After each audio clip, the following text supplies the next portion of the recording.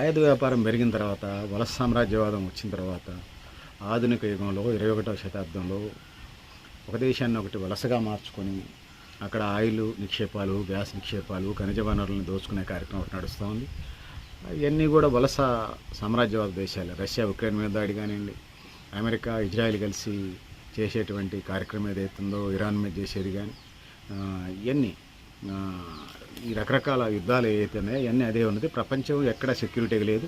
అణుబాంబులు, atom బాంబులు తయారు చేసుకుంటామని చెప్పేసి తయారు చేసుకుంటా, ఇంకొక వైపు యుద్ధంలోకి నెట్టివేయబడతా ఉన్నాయి. ఒకవైపు అవతల దేశం ఏం చేస్తుందని భయానికి కొనిగిపోతూ ఉన్నాయి. సో అట్లాంటి పరిస్థితులు ఉన్నాయా లేవనేది మనం చెప్పలేం. ఆ పరిస్థితులు మనం నెట్టివేయబడతా ఉన్నాయి. సో ఇండియా పాకిస్తాన్ గొడవలు ఉండేది, ఇప్పుడు పాకిస్తాన్ ఆఫ్ఘనిస్తాన్ గొడవలు నడుస్తూ ఉన్నాయి. సో ఇదే కార్యక్రమాలు. సో తినడానికి తిండి ఉన్నది కొన్ని దేశాల్లో, యుద్ధాలు మాత్రం కావాలి. సో ఇట్లాంటి పరిస్థితులన్నీ ఉన్నాయని తెలియజేసుకుంటూ, సో భారత్ కాశ్మీర్ సమస్య పరిష్కారం అయింది, సంతోషం. సో ఆ విధంగా ముందుకు పోవాల్సిన అవసరం అయితే ఉన్నదని తెలియజేసుకుంటూ, బెలూన్ ఆర్థిక వ్యవస్థ నుంచి స్ట్రాంగ్ ఆర్థిక వ్యవస్థని ఐరన్ రోబోటిక్ ఆర్థిక వ్యవస్థలు, హ్యూమన్ డెవలప్మెంట్ ఆర్థిక వ్యవస్థలకు వెళ్లాల్సిన అవసరం అయితే ఉన్నది. అందుకు ఆయా దేశాలు, ప్రపంచం అంతా ఇలా యుద్ధ ఇదిలో ఉన్నది. నాటో అని చెప్పేసి, లేకపోతే ఏమంటారు నాటో అని చెప్పేసి, నార్త్ అంటార్క్టిక్ ఆర్గనైజేషన్ అని చెప్పేసి, EU అని యూరోపియన్ యూరోపియన్ యూనియన్ అని చెప్పేసి, లేకపోతే వివిధ కాంబినేషన్స్తోని జరుగుతూ ఉంది.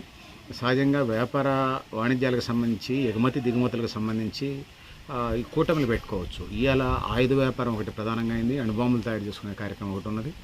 దాంతోపాటు అణుబాంబు స్థాయిలో అక్కడ అణుబాంబుకు సంబంధించినటువంటి రేసు వాయువులను విడుదల చేసి ప్రజలను ఇబ్బందులు పెట్టే కార్యక్రమం అయితే ఇలా మనకు కనపడతా ఉన్నది.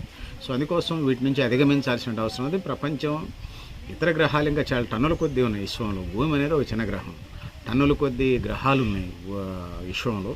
ఆ వైపుగా వీళ్ళందరూ కలిసి వెళ్ళే ప్రయత్నం చేస్తారంటే మానవ స్వభావం కుక్క స్వభావం లాగుంది. పక్కన కుక్క మా ఖమ్మం నుంచి ఆకుండా ఉరికితే గుంటూరు దాకా, లేకపోతే ఇటు ఉరికితే ఖచ్చితంగా ఆకుండా ఉరికితే వరంగల్ దాకా ఉరికిద్దట కుక్క.